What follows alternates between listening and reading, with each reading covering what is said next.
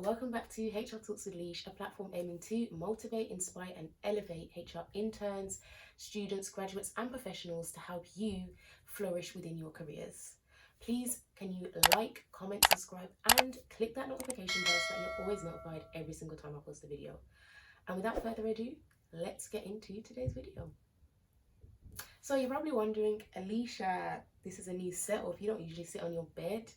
So yeah, I am just trying something new out. Like, I just want to sit down on my bed and kind of feel a bit more relaxed whilst having a conversation with you guys, because this is HR Talks with Lish, and yeah, I just think me sitting on my bed might just make me feel a bit more comfortable with filming and things, because sometimes, you know, just sitting in the same space every single week, well, when I do film, it just can be a bit jarring sometimes. So I just wanted to switch it up. So yeah, that's why I'm sitting on my bed today. Also, thank you so much for 800 subscribers. Like, I actually can't believe that we've got to this point, like so close to 1k, trying to get to 1k by the end of the year. So please share my content, like, comment and subscribe, because literally I appreciate every single one of you.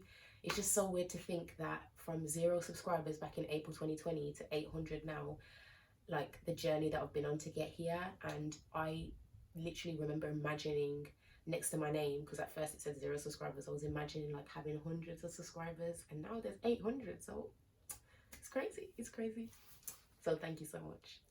So in today's video, I wanted to talk you through transitioning from university or college to the working world, because I just don't think that this conversation's had enough. Like, if we actually deep it, we are in education. Well, the majority of us are in education from like 0 all the way to like 22, 23 possibly. And you've been in education for literally the whole of your life. So now you're transitioning into the working world. Like, there's different habits that you might have to acquire. There's things that you need to do differently that you may not have done when you were a student. There's things you got to let go of in that student life that you can't take into the working world life. And I just feel like we need to have more of a conversation about it. So yeah, this is what this video is all about. I'm gonna give you a few tips and advice just from my own experience as I've transitioned into the working world. Well, I would say working world, but I've been working since I was 17, but in catering, as a part-time like catering assistant, waitress, and I used to work in a restaurant and things. But I'm talking about transitioning to like that corporate lifestyle, like the office job, you know, that first office job that you're going into. And I've been in my office job for the past year and a bit now, so I feel like I can speak a little bit on my experience of transitioning from education to this world. So hopefully this video will resonate with you, so stick around if you want to find out how you can transition into the world of work in a smooth and efficient way. So my first tip for transitioning from education into the world of work is perfecting your email and telephone etiquette. Now, this may seem like an obvious tip to some, but actually it's quite underappreciated by graduates, because you've probably only sent emails and spoke on the phone to your lecturers at university, and possibly like booked an odd meeting here and there with them to discuss a project or some coursework. But when you go into the world of work, you're actually liaising with so many different stakeholders, and especially from a HR perspective, I actually am someone who interacts with people from directors all the way down to people who work within the facilities, and there's so many different people that you work with, and that means you need to understand the tones of different emails and how to respond and reply back in the right way, because sometimes if you respond in the wrong way, it may be perceived in the wrong way. So when I first started out in my role, I didn't really know how to go about responding in the correct way to certain people. So I actually just spoke to my colleagues and said, look, can you just see if what I've written here sounds okay before I send it out? And then my colleagues would give me advice on how to make sure that it sounds the best that it can. So I think the best thing here is it's going to take you a while to kind of get used to emailing loads of different people. So it's just something that you're going to pick up over time, but make sure that you're liaising with your colleagues and asking them for help when it comes to replying back to people, and also how you just are in general on the phone as well to people too. So make sure that you're perfecting your email etiquette and the way that you talk to people on the phone. So my second tip is you need to make sure that you're establishing healthy habits.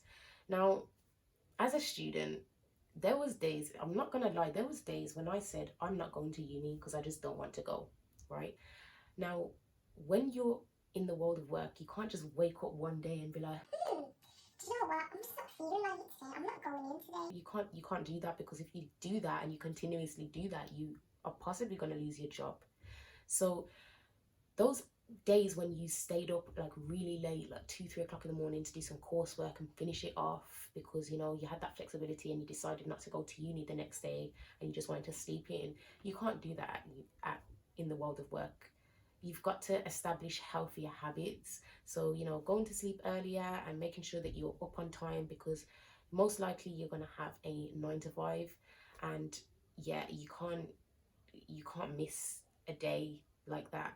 You've only got a certain amount of holidays as well, so it's not like you can just get up and just say, Yeah, I don't want to go to work today. nah, it just doesn't work like that. Good habits like eating healthy, exercising regularly, drinking your water, taking your vitamins, making sure that you're looking after your mental health, because in your first role, like sometimes things can be a bit overwhelming because you're learning new things and new skills, and it can be hard to take everything in. So you just need to make sure that you're prioritizing you, because when we were students, we didn't prioritize us as much. I know I didn't even eat properly. I was eating noodles and indomie and pasta most days. There was times when I didn't make proper meals because I just didn't have time. But like, when you're working, you need to make sure that you're trying to make time for that, because working is a completely different ball game. Like, you've got responsibility. It's not just you that you've got to think about now. If you're in a role like mine, I have to make sure that I'm responsible for so many different parts of processes, and if I don't do something, then it can affect people. So it's like you've got to make sure that you're on top of the game in order to have stability and just be healthy whilst working. So my third point is make sure that you have confidence to ask questions and share ideas. Now, I say this because when you first walk into the world of work, as I said before, like, you are in a world where there's so many people who are more senior than you. You probably see people that are like way older than you. There may be a few younger people, but as a Gen Z, so I'm 23, and Gen Z is literally just coming into the workplace. You're not going to find that many people that are going to be the same age as you. There's probably going to be a lot more people that are older. That's just how things are at the moment. So you may feel a bit like, oh, I don't really want to contribute or say anything because they're older than me and they've had more experience than me. So like, what I'm gonna say doesn't matter. Like, some people may have that perception, and I feel like that's just not how you should think at all. Like, you've come in with fresh blood, fresh set of eyes to see issues and problems that could be changed and transformed if you share your ideas and also ask questions as well. I would also say, just don't doubt your ability. When you go into the world of work, you're not going to know everything. You've just come from university and you've learned everything in like a knowledge-based way. So now you're going to apply that knowledge to a practical sense. So it's not going to be something that you just snap your fingers and every single thing overnight. Even the managers and the senior directors don't know everything. So how are you expecting yourself to know everything? So yeah, I wouldn't doubt yourself, because that was me. I'm not going to lie. I doubted myself quite a lot when I first started out my role, because I was just like, oh my God, I've just done a master's degree, level 7.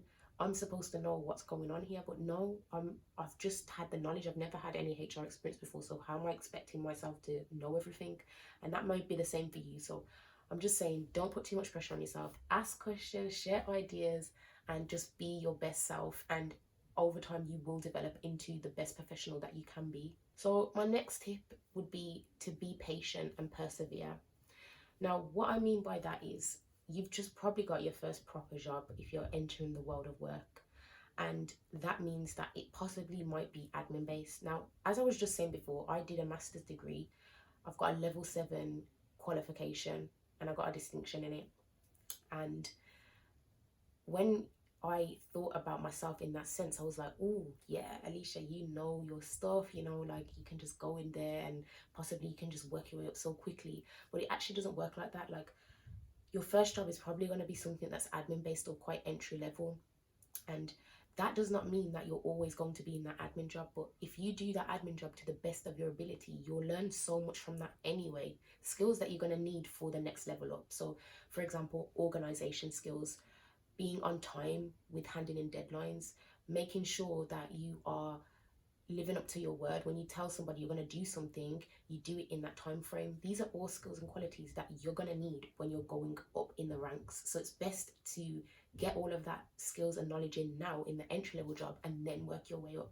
So don't push it, because there's some people who think, oh yeah, because I got my level 7, I can be a manager now. I should be getting a business partner role, and I should be doing manage this and manage that. No, if you haven't had an experience in the past, it just doesn't work like that, unfortunately.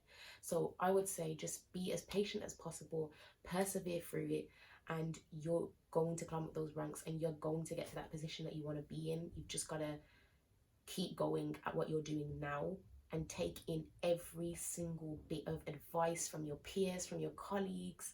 Make sure that you're learning, you're understanding the business, you're growing in yourself, and then you can get up to that next level. But my next tip is a little bit similar to one of the tips I mentioned before, but try not to feel intimidated. So as I said, there's probably going to be people who are very senior in the company that you're going into, but don't be intimidated by these senior people. I'm telling you, a lot of the time, senior people learn so much from like interns and people who are just coming into a company, because we've got a different level of knowledge, we've got a different level of know-how on specific areas of things.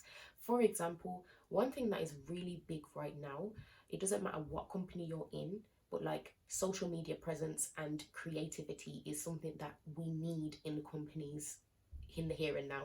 And I think a lot of us young people are very in tune with these things, so it doesn't even matter what you're doing. So for example, me, I'm doing my HR admin job, and I'm still creating videos that are literally impacting the way that everyone else perceives specific information. It's making people see information in a new light and like what they see. It's creating conversation, it's creating vibes in the company, it's creating conversation. You being creative, you understanding social media, it doesn't even have to be social media, but we as young individuals bring a new fresh energy to organizations. They may be doing a process, let's say for example, the same way, they've been doing the same process for how long, and you've come in and you kind of see it in a different angle and see how it could be better.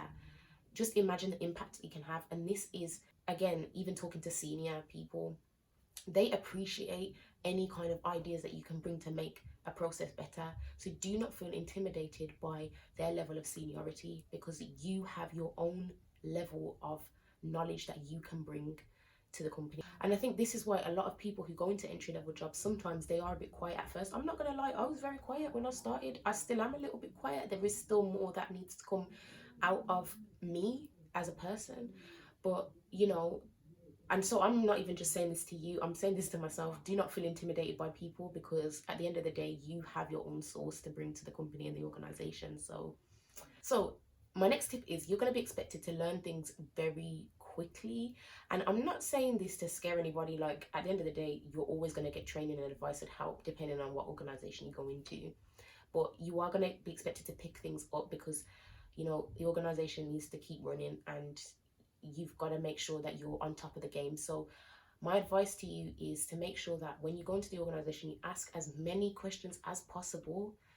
That is one of the key things to do, because if you have a better understanding when you first go in of how things work just by asking questions, you're going to find it easier to pick things up as you go along. At the end of the day, if you want to be successful, you cannot be spoon-fed. When we was at university, to be honest, I wouldn't say that we were spoon-fed at university, because if you didn't get up and go to the lectures and do your work, no one was coming to your accommodation to tell you to get out of your bed.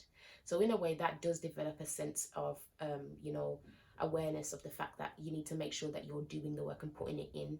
And that's the same that goes for work as well. So when you go to work, people are not going to be on your back 24/7. After a period of time, once you've gone in there, let's say 3 to 6 months, they're not going to be all in your back like, oh, Alicia, when's this going to be done for? Alicia, can you make sure this is done? Like, you've got to actually have a to-do list of things that you've got to do for yourself. You need to be aware of what needs to happen to make things work. And in order to be successful, that's a quality that everyone needs to have. You can't expect people to just be sitting next to you telling you how to do everything. You need to sometimes work things out for yourself. There might be something you really don't understand. And I'm not saying don't say to anybody that you don't get it. I'm saying if there's something you don't understand, maybe try and figure it out for yourself first of all, and then if you don't understand it, then you can go and ask. Like, it's just thinking outside the box and trying to do things differently, because that's what employers admire, I would say, within graduates, just having the ability to learn quickly, but also not be afraid to ask questions, but take things on for themselves to try and understand how to do things for themselves. So yeah, don't put too much pressure on yourself though, because it does take like a few months. It can take a while. It depends on the individual, but it can take a while to feel comfortable in a role. But it's just making sure that you've got that awareness that, okay, you know what, I want to go from A to B. Like, make sure you set some goals for yourself. Where do you want to be in the next year? How can you get there? Who do you need to talk to in order to get the opportunities to get to the next level?